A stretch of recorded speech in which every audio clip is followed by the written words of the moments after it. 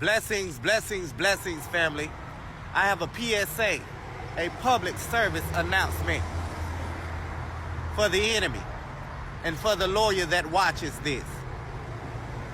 Thus says the Lord, they tried to use a stolen inheritance to kill the prophet. They stole the prophet's inheritance and then used the money to try to kill the prophet, which made the money a curse thing upon them. They tried to steal the prophet's inheritance, then use the inheritance to kill the prophet, which made the money blood money, which would make the money a curse unto them. The money became a curse unto them, and the same evil that they trusted in will be the same evil that is their downfall. They tried to steal the prophet's inheritance and use the inheritance they stole from the prophet as blood money to kill the prophet, which made the money a cursed thing because it was blood money. So that money became a curse upon them.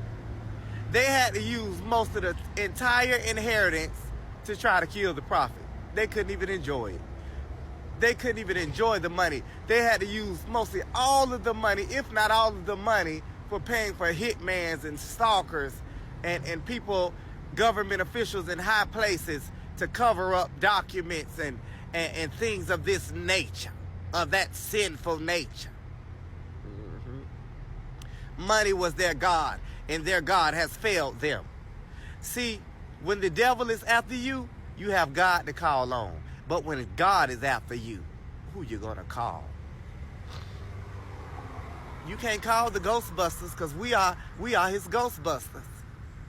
So when the devil is after you, you have the children of God to call on, to intercede for you.